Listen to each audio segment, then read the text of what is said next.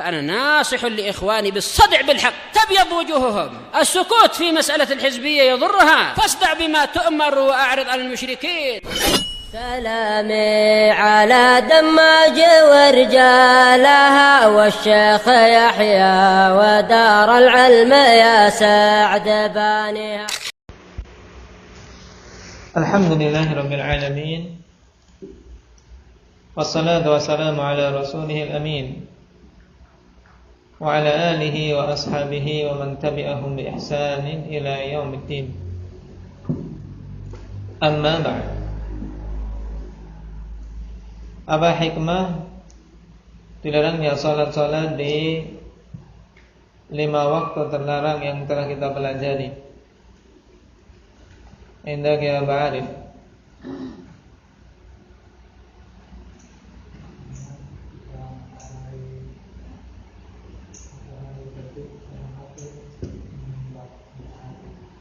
Nah,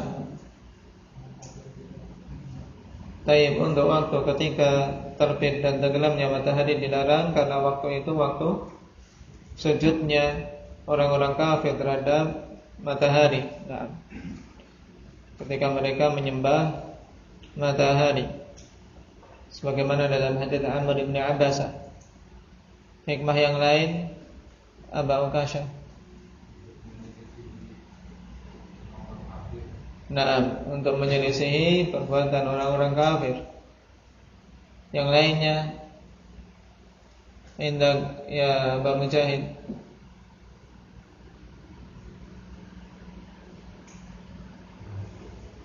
Nadir, taib. Aba Abdul Bar.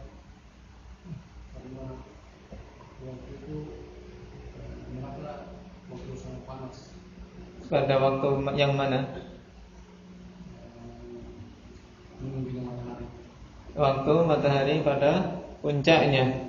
Nah, adapun tentang waktu terlarangnya salat di saat matahari berada di puncak, ketika dia berhenti sebelum tergelincir. Nah, dikatakan oleh Rasul, fa inna hina idzin tusjaru jahannam. Karena saat itu neraka jahanam dinyalakan. Taib.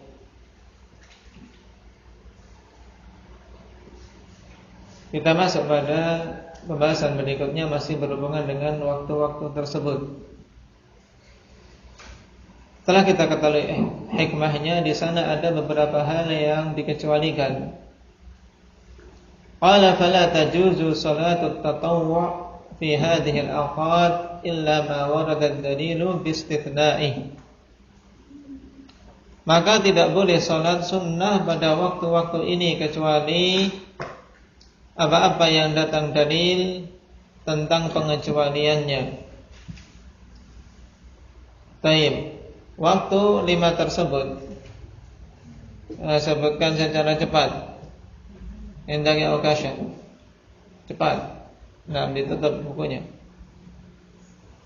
Ketika matahari menuju tongkat. Nah, itu waktu-waktu terlarang. 5 waktu terlarang yang kemudian kalau disebutkan secara global ada berapa? Aba Ukasha. Ada 3, yaitu globalnya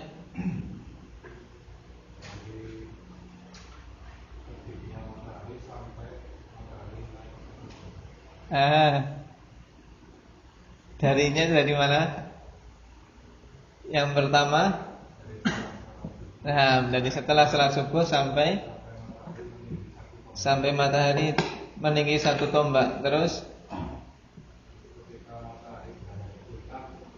ketika matahari berada di puncak sampai sebelum tergelincir. Yani ahsan sampai tergelincir, dalam artian ketika tergelincir sudah habis. Terus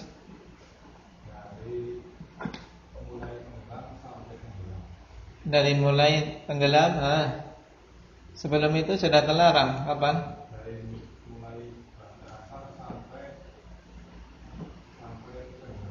Nah, dari mulai ba'da asar sampai tenggelam penuh.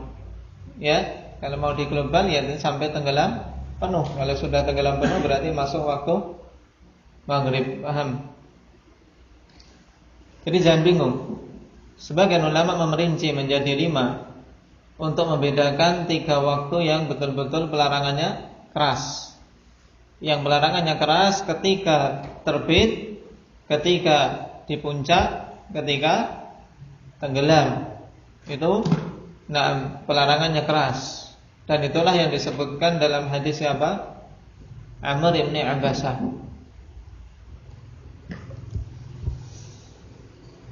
Baik, sekarang waktu-waktu tersebut dilarang untuk melakukan sholat. Dikecualikan darinya beberapa sholat. Disebutkan di sini ka raka'atai tawaf, seperti 2 rakaat tawaf. Salat 2 rakaat tawaf ini ikhwan fillah maksudnya yaitu ketika seseorang selesai tawaf. Tawaf berapa kali? 7 kali. Setelah selesai tawaf maka dia kemudian salat 2 rakaat. Ini sunnah, dinamakan dengan raka'atai tawaf, 2 rakaat yang dilakukan setelah tawaf. Salat ini boleh dilakukan kapanpun. Kapan saja seorang melakukan tawaf maka disunahkan untuk melakukan salat tersebut, walaupun di waktu-waktu terlarang. Hadisnya atau dalilnya liqaulihi sallallahu alaihi wasallam, ya bani Abdi Manaf, la tamna'u ahadan tafa bihadzal baiti wa shalla fihi ayyata sa'atin sya'a min lailin aw nahar. Wahai Bani Abdi Manaf, jangan kalian larang seorang pun yang tawaf di rumah ini, yaitu di Ka'bah, dan salat padanya kapan saja dia kehendaki, baik itu di waktu malam ataupun siang. Hadis ini sharih qanifillah, menunjukkan bahwasanya waktu tersebut atau salat tersebut boleh dilakukan kapan saja.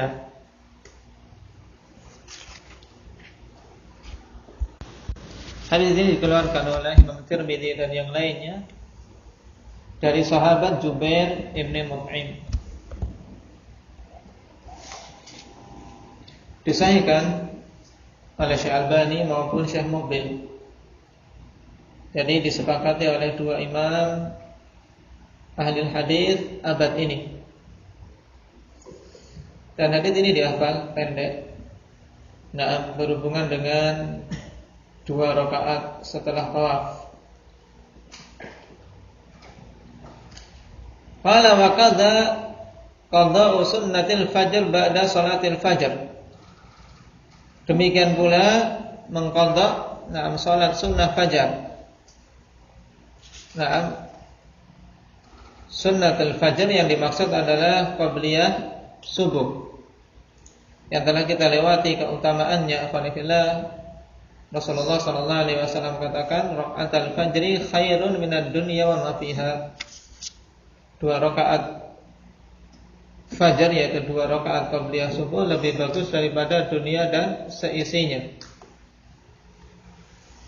Ketika seorang terlewatkan karena bangunnya kesiangan atau karena suatu halangan sehingga dia terlambat, imam sudah datang dan memulai salatnya, dia belum salat qabliyah subuh, maka diqadha walaupun di waktu terlarang. Tayyib, diperbolehkan mengqadha. Dan Imam Ahmad rahimahullah ta'ala dalam masalah ini beliau mengatakan bahwasanya untuk menunaikannya setelah masuk waktu duha itu lebih utama, lebih beliau sukai. Dan itu jelas karena ada khilaf. Setelah masuk waktu duha itu lebih bagus kalau ingin mengqadha di sana. Adapun seandainya seorang khawatir nanti terlewatkan atau lupa, dia boleh mengqadanya langsung setelah zikir ba'da salati subuh. Nah, setelah zikir ba'da salat subuh.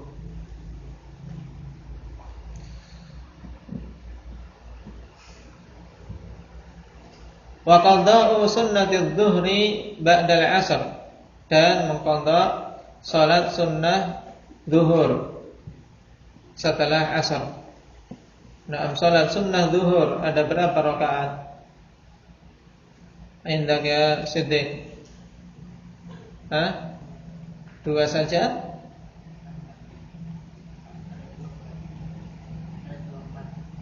2 dan 4. 2 yang mana? Yang 4 yang mana?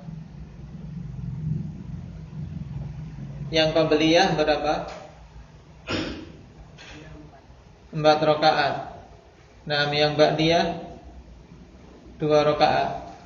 Dan ada keutamaan khusus kalau seorang menjaga untuk ba'diyah 4 rakaat.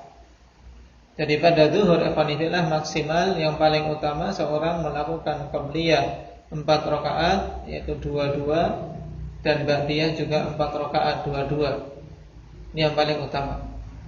Tapi minimalnya seorang melakukan 2 rakaat qabliyah maupun ba'diyah. Tayyib, sebagaimana ditunjukkan hadis siapa?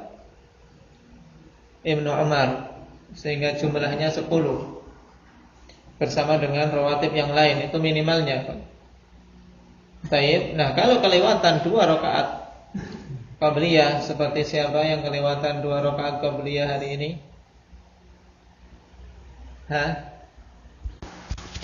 Nah, yang kelewatan atau terlambat dari melakukan sholat rawatib zuhur, maka boleh untuk diqadha ba'dal asar, setelah asar.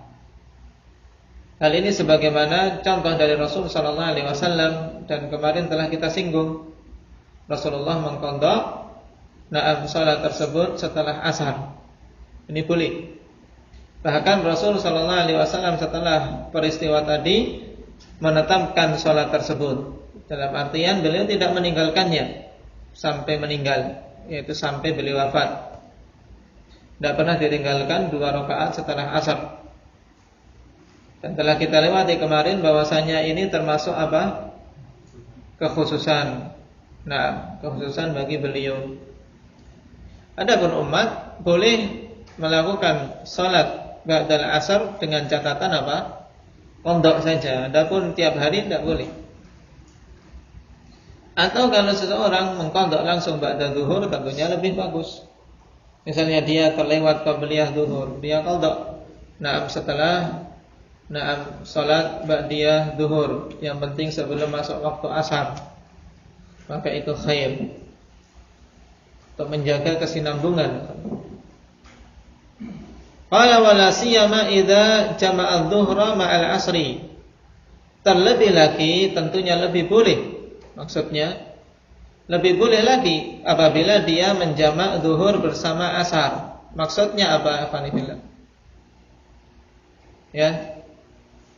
Untuk dilakukan di waktu terlarang apabila dia melakukan jamak takhir.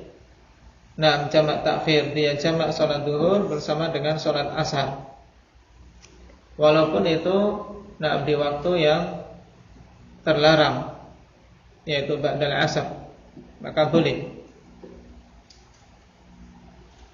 Ini tentunya bagi mereka-mereka yang berpendapat tentang bolehnya membalik susunan. Dalam artian ketika seorang ingin menjamak antara zuhur dan asar, dia salat asar dulu, baru kemudian salat zuhur. Tapi ini pendapat yang lemah. Pendapat yang rajih dalam masalah ini, ketika seorang ingin jamak takhir, maka wajib berurutan. Jadi dia salat zuhur terlebih dahulu 2 rakaat di waktu walaupun sudah di waktu asar. Kemudian setelah itu salam, iqamah, kemudian berdiri lagi untuk salat asar. Kalau dia musafir maka 2 rakaat. Kalau dia udzur yang lain, karena udzur yang lain, udzur apa yang membolehkan untuk jamak selain safar?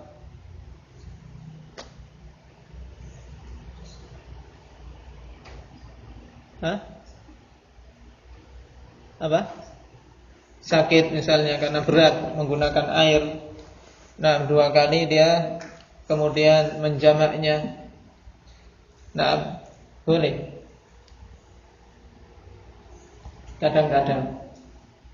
Dan tentunya lebih utama dia tunaikan di waktunya. Wa kadza fi'lu dawatil asbabi minas salawat. Demikian pula melakukan salat-salat yang memiliki sebab. Maksudnya apa ikhwan fillah? Salat tersebut dilakukan karena ada sebabnya. Dan kalau kita perhatikan contoh-contoh yang disebutkan sebelumnya, itu juga masuk dalam salat-salat yang memiliki sebab. 2 rakaat tawaf. Ini sebabnya apa? Kalau ditanya, salat sunnah 2 rakaat tawaf. Sebabnya apa Muhammad? Ya karena tawaf. Na'am qadha qabliyah subuh. Boleh dilakukan di waktu terlarang. Sebabnya apa? Ya karena dia qadha, ketinggalan. Ya, jadi semuanya ini memiliki sebab. Nah, berarti kalau kita perhatikan jawaban secara global, yaitu apa? Waktu-waktu yang 5 tadi tidak boleh seorang melakukan sholat kecuali apa? Sholat-sholat yang memiliki sebab. Ini jawaban globalnya. Baru kemudian seorang memberikan contoh. Dan ditambahkan di sini contoh sholat-sholat yang memiliki sebab, kasolatil janazah, seperti sholat janazah. Ini sebabnya karena adanya jenazah. Kalau nggak ada jenazah, boleh sholat jenazah Siti? Boleh tidak? Kenapa tidak boleh? Ada kondisi boleh sholat jenazah tanpa jenazah. Ya, bagi yang belajar. Baik.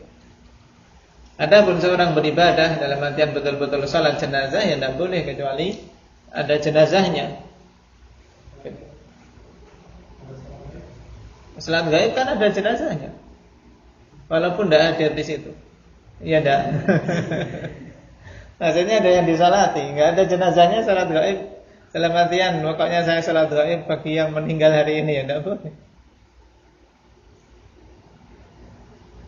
Salat jenazah. Wa tahiyatul masjid, dan salat tahiyatul masjid. Sebabnya apa ini tahiyatul masjid? Dani. Salat tahiyatul masjid sebabnya apa? Karena masuk masjid kemudian dia ingin duduk. Karena Rasulullah sallallahu alaihi wasallam mengatakan idza dakhala ahadukumul masjid fala yajlis hatta yarka'a rak'atain. Nah, apabila kalian masuk masjid jangan duduk sampai salat 2 rakaat. Berarti ketika masuk masjid ya kapanpun dia dituntut untuk melakukan 2 rakaat tersebut, walaupun di waktu terlarang. Wa salatil kusuf, dan salat kusuf. Apa itu salat kusuf? Salat gerhana. Di waktu kapanpun terjadi gerhana fanifillah, maka dia melakukan salat walaupun di waktu-waktu terlarang. Dan yang rajih salat kusuf wajib atau sunnah? Wajib. Qala wa kadzalika qada'ul fara'idil fa'itati fi hadhil awqat. Demikian pula mengqadha salat-salat fardu yang terlewatkan pada waktu-waktu ini. Di sini ada permasalahan ikhwan fillah, apakah seseorang ketika terlewatkan salat fardu dengan sebab udzur, kemudian dia ingat di saat dia mengerjakan itu disebut qadha atau ada? Yang rajih dalam masalah ini, waktu itu adalah waktu dia untuk mengerjakan, sehingga tidak disebut qadha. Sebutnya adaan. Memang dia tunaikan waktu itu. Karena yang rajih untuk salat fardu tidak ada qadha. Tidak ada qadha untuk salat fardu. Karena salat fardu kalau seorang terlewatkan tanpa uzur, maka tidak ada qadhanya, tidak bisa diqadha lagi. Nah, Namun terkadang sebagian fuqaha menggunakan istilah tersebut dengan istilah qadha, dalam artian misalnya untuk memperjelas contoh kasus. Baik, siapa yang mau jadikan contoh?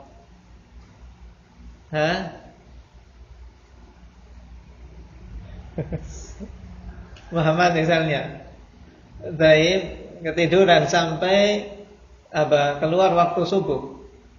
Kapan keluarnya waktu subuh? Terbitnya matahari. Ya, jam 7 baru keluar dari goanya. Ya. Maka apa yang harus dia lakukan?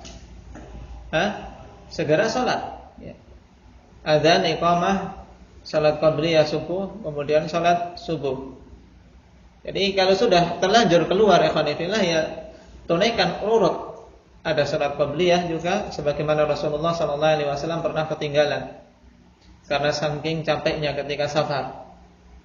Jadi adzan, kemudian iqamah, kemudian salat qabliyah subuh, baru salat subuhnya.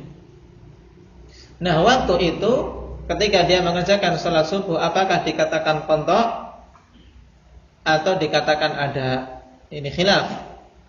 Yang rajih ikhwanillah itu adalah ada. Memang waktu dia saat itu, waktu dia melakukan salat subuh. Kenapa? Karena baru bangun. Baik. Karena dia punya uzur. Dalilnya apa? Ya li'umumi qaulihi sallallahu alaihi wasallam di hadis sebelumnya ini, kalian perhatikan. Man nama an salatin aw nasiyaha falyusalliha idza dzakaraha.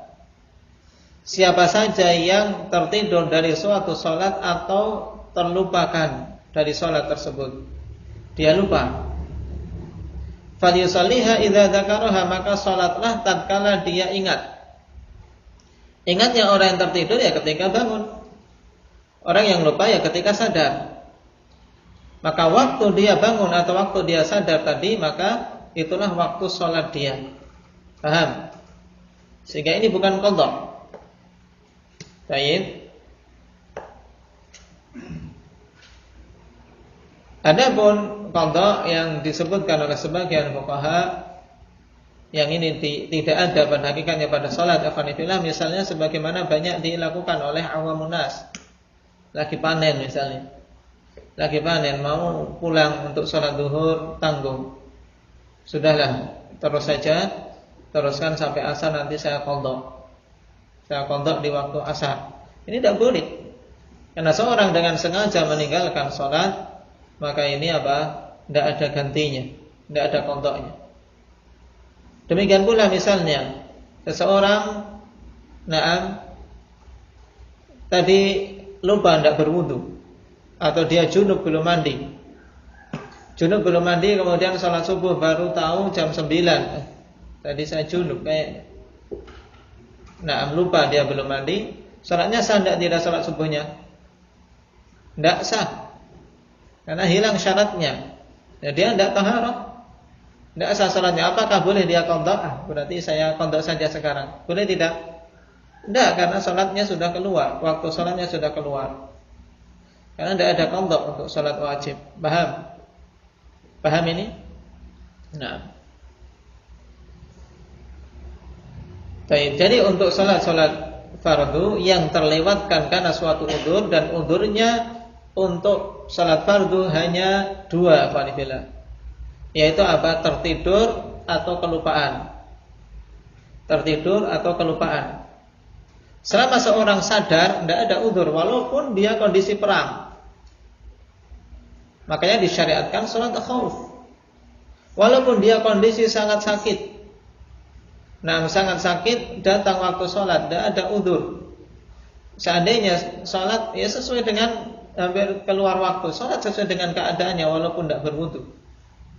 Kalau tidak ada yang membantu dia untuk wudu. Baik, ini penting untuk dipahami berhubungan dengan masalah waktu salat ini. Baik. Kecuali pada salat-salat yang bisa dijamak, bisa dia mengakhirkan kalau memang tidak memungkinkan. mengakhirkan, misalnya antara zuhur dan asar, maksimal dia boleh mengakhirkan zuhur sampai asar kemudian dia jamak. Apabila punya punya sesuatu udzur seperti safar ataupun atau sakit, dia boleh. Cuman mengundur waktunya pada waktu yang diperbolehkan untuk dijamak. Adapun sholat subuh misalnya, seorang sakit, sudah sakit sekali, tidak bisa apa-apa, tapi dia masih sadar, tidak ada air, tidak ada yang membantu dia untuk tayamum, jadi sudah sholat sesuai keadaannya, walaupun tidak menghadap kiblat, walaupun ya dia dalam kondisi berhadas, karena tidak ada yang membantu sebelum keluar waktu sholat. Nah, walaupun dengan isyarat saja. Ini tentang sholat, karena tidak ada qadha untuk sholat fardu.